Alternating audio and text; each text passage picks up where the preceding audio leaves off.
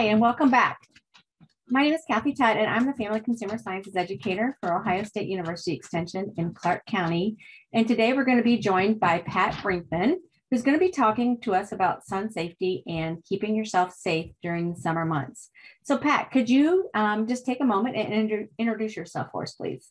Okay, I'm Pat Brinkman. I'm an associate professor with Ohio State University, and I work for Ohio State University Extension as a family and consumer science extension educator in Fayette County, which is a rural county in southwestern Ohio. Thank you so much. So, today's topic, we are focusing it on a little bit towards the spring here, where we're finding more people outdoors and in the sun.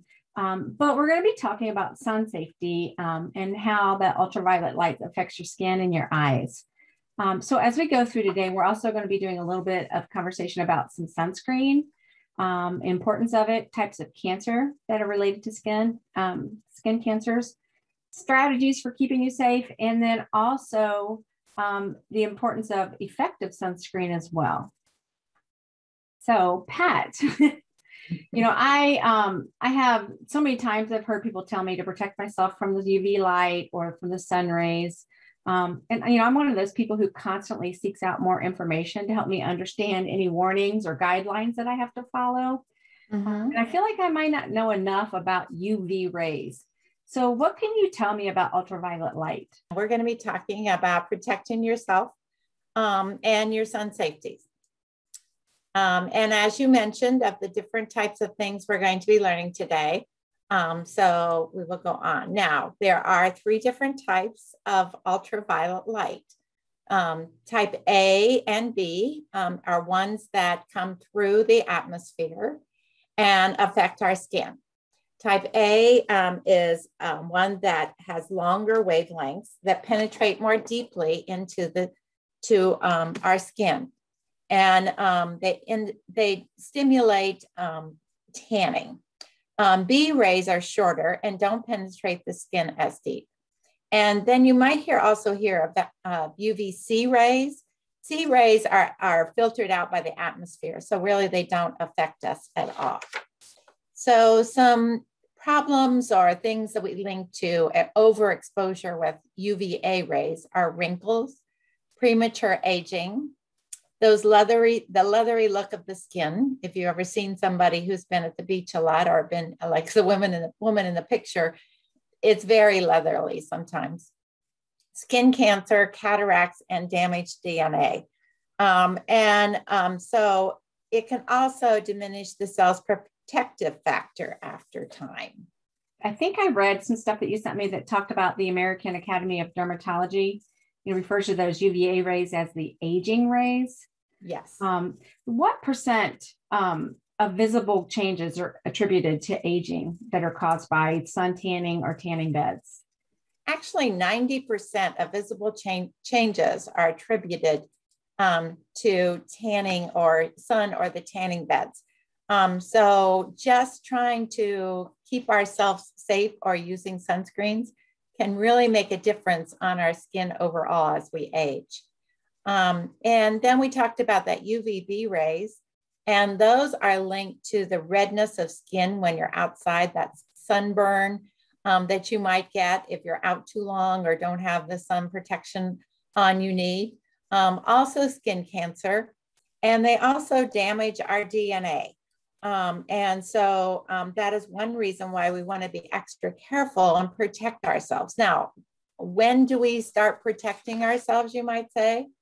This shows an international, what we call the UVI index from the World Health Organization that measures UV radiation. And a lot of our weather reporters during the summer, at least, will give us a UV idea of where the rankings are, or you can also find them sometimes on weather reports on your app on your phone. And you can see it kind of goes plus 11 means that it will go up even farther, but that's kind of where it's at. Usually it'll go 11 plus if it's over that. So, what do you think? You showed us that little scale there. So Those numbers are great, but at what level do we really need to start protecting ourselves against ultraviolet rays? We really need to start at 3. So that, yesterday, if you are in Ohio, for say, or the area most of Ohio, yesterday, it was a 7 or almost an 8 in Ohio yesterday. So we really needed to have sunscreen on yesterday if we were going to be outside. So just because it's April and it's not always this warm, this is actually UV index for a month in April. You will see where they say that we really should be wearing sunscreen. The 3 there is, or 4, the 3 is kind of that light tan look there, light orange, and then the darker orange is a 4 and 5. So you can see where we need to have sunscreen on this time of year, even though typically in April, we don't think of this being the time for sunscreen. We might think of it being later. And where can you find that index? Like I said, on a lot of weather reports. But if you have a smartphone, you can also download an app from the EPA's Sunwise UV app. Just search your phone for the EPA's Sunwise UV index, and you can download, and it looks just like this one that is on my phone, that I can check the Sunwise index any day of the week. So it gives me an idea. You put in your zip code, so it's more geared to exactly where you are as to what level they think it will be that day. Thank you. Now, I do have a question for you, because there's oftentimes when I've gone to the doctor and he says I need more vitamin D. Now, I think that I've heard in the past vitamin D does come from the sun. And so how do we balance that out? Or is that a true statement? What can you share with me about that? Okay, there is some controversy around this, and it's kind of hard to know sometimes in a way. Our bodies can make a vitamin D from the sun, and our skin needs to be exposed, and then our bodies can make vitamin D. And they say that at least 15 to 20 minutes, your body can make as much vitamin D supposedly as you need. But there are some of us, and especially as we get older, seniors, breastfed infants, people with dark skin, those with certain medical conditions, including liver disease, cystic fibrosis, Crohn's disease, or those who may be overweight or have had gastric bypass surgery, we may need extra vitamin D. And actually, I found that I need extra vitamin D. And, it's one of those where not many of our foods contain vitamin D. So your doctor may recommend a supplement, a vitamin pill for vitamin D. And that may be the best way for you to get that vitamin D you need. It's just hard to say. As we age, our body doesn't always process things as well as it used to. And so that might be why, for some reason, we're not sure. But for the most part, 15 to 20 minutes a day of sun will provide you with the vitamin D you need, as long as it's in the summer months. Realize that in that winter months from late October till March, we don't have enough sun, or we're usually all bundled up to the point that we our bodies can't make can't make the vitamin D from the sun because we are really bundled up. Realize too that tanning beds are usually UVA rays and not UVB rays. And it's the UVB ray radiation that helps with the production of vitamin D and not A. So you can't get the benefits from the tanning bed on getting vitamin D. Now, I do have a question about that too, going back to that. If I'm wearing sunscreen, will the sun still penetrate enough to give me the vitamin D in those 15 minutes? Not in that 15-minute time. But if you want, to not have yourself protected for 10 to 15 minutes, that might be an option. Or if you do take a vitamin D supplement, then you won't have to worry. So it's something maybe to discuss with your doctor and see what they recommend. It may depend upon how much damage or what level, how susceptible you are to sun damage. For instance, I am blue-eyed, blonde-haired originally here. And And so I have very fair skin. And so I never tan. I always burn. And then I go white again. I just don't tan. And so my skin type's very light. So I'm more susceptible to skin damage or skin cancers because of that. So that's why, I may decide I'm not going to take a risk. I'm going to always put sunscreen on. Where somebody who has darker skin might say, oh, I can be out 10 or 15 minutes and it's not going to really bother me that much. Family history is another area where we look at for damage. If your parents or grandparents had basal cell carcinomas or other types of skin cancer, then a lot of times you're more at risk. So people who have darker colors are less likely to get sunburnt. And less likely for skin cancer for the most part, but it doesn't mean that they won't have skin cancer. So it's one of those important things to realize that they still can get skin cancer too. Our level of exposure to tanning beds we'll talk about in a little bit, but they really increase our risk for sun damage and skin cancer in the future. So the folks who have darker skin pigment, then they also benefit from wearing sunscreen, correct? Yes, they do. Very much so. So they really should wear it too. Okay. Yep. Statistics are that 1 in 5 Americans will develop a form of skin cancer. There are 3 common types, and then there's some other types that are not very common. We'll just concentrate on the 3 common ones because you hear more about them. So basal cell carcinoma is one that is very common.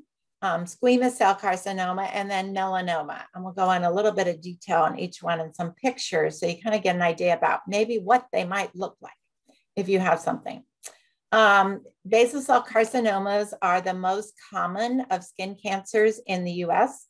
Almost all basal cell carcinomas occur on the parts of the body that are usually exposed to the sun, such as the face, the ears, the neck, the scalp, the shoulders, the back.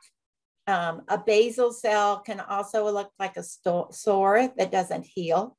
It can be a reddish patch, a shiny bump, or a pink growth with a slightly raised rolled border. And you can see some kind of on the edges of these pictures here. And then some more pictures. About 90% of the non-melanoma skin cancers are associated with exposure to ultraviolet radiation from the sun and or tanning bed. With basal cell carcinomas, men are 3 times more likely to have them than women. They are rarely fatal, but they can be highly disfiguring if they're allowed to grow. Most of the time they can be removed. They may sometimes have to go back and remove a little more underneath to make sure they get it all. My brother just had one taken off this winter on his nose. It didn't quite, they had to go back in, they took more off, and then he's had to have some skin grafting done. He was wearing a little tent over his nose to keep it, when he first had the surgery done, to keep it, sun or anything else off of it. And I was teasing him. I told him I was going to take a picture for blackmail. Use it in your presentation. Yeah. Then the second most common form of skin cancer is squamous cell carcinomas. The incidence of squamous cell carcinoma is rising. Excuse me. They are caused by chronic exposure to the sunlight. Frequent use of tanning bed also multiplies the risk of squamous cell carcinomas. People who use tanning beds are 2.3 times more likely to develop squamous cell carcinomas than those who don't. Regular daily use of an SPF sunscreen of at least 15 reduces the risk of developing squamous cell carcinoma by about 40%. So important information there to know and to realize. The problem with squamous cell carcinomas are that they can spread, and they can spread inward. So that means they can spread to your lymph nodes, which then can move to other parts of your body. There is a cure rate of 90% when they're treated early. Again, men are 3 times more likely to get this than women. They rarely appear before age 50, and most are often seen in individuals over 70. But the incidence has been rising. So it is important to realize that they can be around, and we need to take precautions and make sure we protect ourselves. And you can see some pictures of some other ones and how they look. And then we have carcinosis. These are the rough scaly patches that feel like sandpaper if you touch them, and maybe you flick them off, but then they come back, they're sandpaper again. They're easier sometimes to feel than to see. They have an increased risk for skin cancer. If you see a dermatologist early for these are ones a lot of times they can freeze off. So it doesn't bother you, they're gone forever.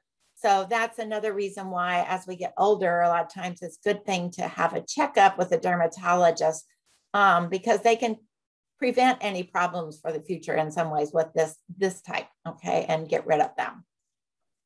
And then we're probably more familiar or hear more about melanoma because it is more dangerous. It may be a mole that suddenly changes, but only about 20 to 30% are the melanomas that are found in molds. So 70, 80% will arise on normal looking skin or normal skin. Many times they're multicolored dark areas on the skin. You can see that one nail that person has, fingernail they have, that's a melanoma kind of under that nail. It made the nail turn really, or makes it really look dark there. Melanoma incidence is increasing. About 86% of the melanoma cases can be contributed to UV radiations from sun or tanning beds. Melanoma is a malignant skin tumor that involves the skin cells that produces pigment, and this increases with age, but frequently affects young, otherwise healthy people. Melanoma is the #1 cause of cancer death in women ages 25 to 30. So just thinking, oh, I'm young, I'm not going to get it, is not a safe thing to do with melanoma. Risk factors for melanoma include ethnicity. We find that melanoma is more than 10 times more common in whites than in African Americans. It is slightly more common in men than women. Incident rates for melanoma have been increasing for at least 30 years. The increases have been more pronounced in young white women and in older white men. They attribute, if you've had one blistering sunburn in childhood or adolescence, that doubles your chances of developing melanoma later in life. If one or more first-degree relatives, like a parent, a sibling, or a child has melanoma, it increases your risk. Tanning beds also increase your risk for melanoma. And those people who have lots of molds are also at higher risk for melanoma. Thank you for that. So when you move on to this next one, I always have a question. Is it an age spot? You used to call them liver spots. Is it skin cancer? And how do we know the difference between those? Or how do we start to even to do it? Do we need to see the dermatologist right away? Is it something that we need to watch? What's some of that guidance on detecting whether it could be skin cancer or not? It's very difficult on some things to tell for sure. But one of the ways, especially with melanoma, we see there are some what we call the A, B, C, D, E's of melanoma. So if you find a spot that's not asymmetrical or it's asymmetrical, meaning if you divide it in half, the sides aren't equal. They don't look the same. And then B stands for bordered. It has jagged edges. It don't have that nice smooth round like we see in a lot of molds, okay, that are round on the edge. Color variation. It may have different colors in it, such as that one in the picture here where we've got red, we've got black, we've got some browns. And then if it's bigger than a pencil eraser, that end of that pencil, the diameter is bigger than that, we want to be a little concerning. And then if it's evolving, if it starts small, it gets bigger and bigger, and changes over time, or it changes color over time, it's definitely time to make sure that you go to the dermatologist and get checked out. You know, if you go to a doctor occasionally, you might have them look at it, but most doctors aren't really up that much on skin cancers and things. So a dermatologist is the best resource you can have for when you wondering what's, you know, as your age of your skin. And it seems to increase in those our largest population with skin cancer or melanomas tend to be in their 80s. But like I said, it's not uncommon for some, especially young white women under 30, to get melanoma either. So it is important to get it checked out if you're questioning it. Now, how did they go about, or what does the skin doctor do, or dermatologist if you've never been to one? They'll take your medical history.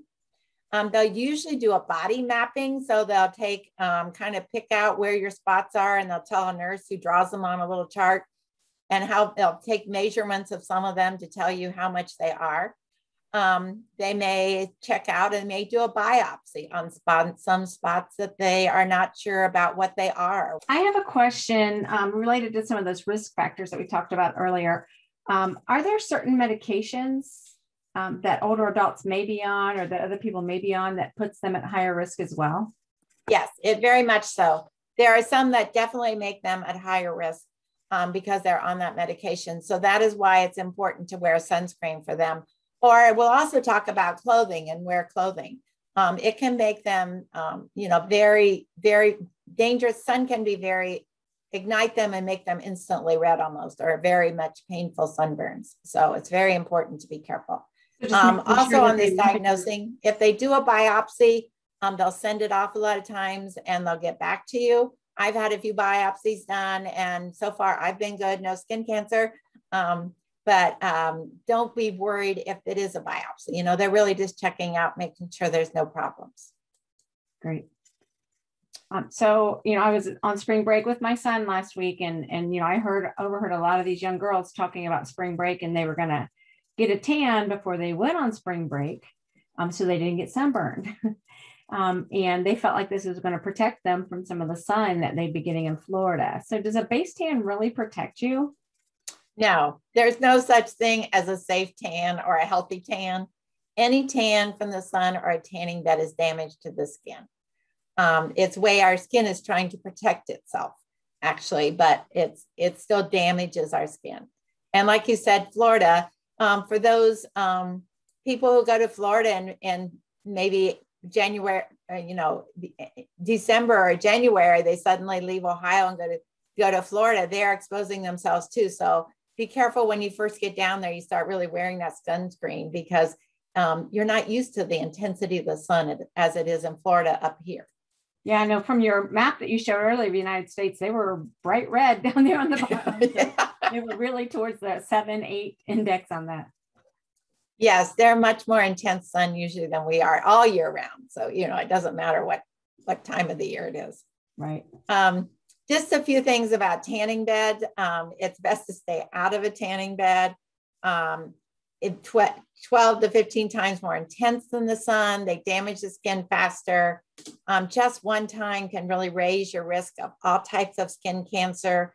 And if you do an indoor tanning from just one time before you're age 35, it increases your risk 75% of melanoma. So just staying out of tanning beds is a good thing, and avoid them.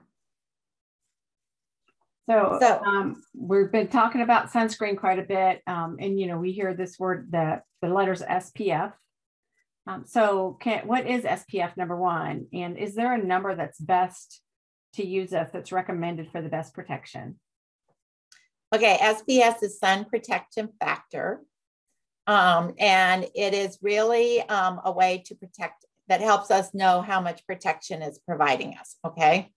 The American Academy of Dermatology recommends using a broad spectrum, and that broad spectrum means it protects you from UVA and UVB rays. It's water resistant, but that doesn't mean if you're going to go in the water, then you need to reapply it when you get out of the water because it kind of washes off. There might be some on you yet, but it's not as effective. And you want to have an SPF of 30, but usually not much more than 50 do you need. So these ones that say 70, 100 on, you don't need it that high. It isn't going to give you much protection. I was reading kind of today about an SPF of 30 will protect you like 98%, and one that's 70 or above would protect you 99%. Well, you can see that's not much difference. So paying the extra cost for that is not really providing you with much extra protection. So getting 30 to 50 is a good range of sun protection without adding a lot of chemicals, you might say, to your system too. It's best to use it daily. You should apply it 20 to 30 minutes before you go outside so it has time to soak in some and really start to work. If you're outside, you should reapply it every 2 hours, or if you're in the water, sooner, or come out of the water. If you are using a spray, even rub that spray around, because the sprays, we find that a lot of times you don't get them evenly applied. So if you rub them, then you get them more evenly applied. So it's a good idea to rub them on. And use it on cloudy days too, because we know that the skin, that you can still have a pretty high UV rate index, even on cloudy days. And I would say use any type of sunscreen that you will use every day, or that you will use regularly. The creams and gels and other things you might say, oh, I love them, but then you don't use them. If you have a spray, maybe you'll use a spray every day. So find one that you like and use it every day. It is best not to breathe in the spray. So kind of I always apply it like in the garage or outside and walk away as I'm kind of applying it. So that way I'm not breathing in the spray itself. But use that. We also want you to use Pat, we have just a minute or so left. Okay. And I know it's important. We protect our lips, so having lip balm that has SPF in there, as well as protecting our eyes with sunglasses. And I really want to touch on hats and clothing really quick. So ball caps are out, right? We want a wide brim. Yes, they definitely are out. Yes, don't wear a ball cap. It doesn't protect your ears, and it doesn't really protect that way. So a wide brim hat, and I have a couple examples here quick. You can purchase different types. Different companies have some, so check and make sure they're sun safe, but you can get a good hat that protects you with a wide brim around. And then you can get clothing that will also protect you. Dark colors are best. They give you more protection than a white. But you can order special clothing that have what we call UPF, somewhat like that sun protective factor. Many of them have 50 or more, and they will provide you with good protection without having to put the sunscreen everywhere on yourself in the sun during, every day. So they give you good protection without having to apply sunscreen everywhere every day. And they have them for kids too, for like swimming suits and things, which is great. Wonderful. And even protect your windows some. We find the car windows, the front windows always real good protected, but side windows and rear window maybe not. So you can add some protection there without much problem. And the protection is pretty clear. It's not like it's real dark. It doesn't have to be real dark. And then make sure you do a body check every month. Check over your body. Make sure you know where your spots are, what's popped up that maybe wasn't there before. And make sure that there isn't any problems. So these are the ways to protect your skin. And we hope that you will be successful in protecting yourself and not get any skin cancer in the future. Great. Pat, thank you so much for joining me today and talking about this really important topic.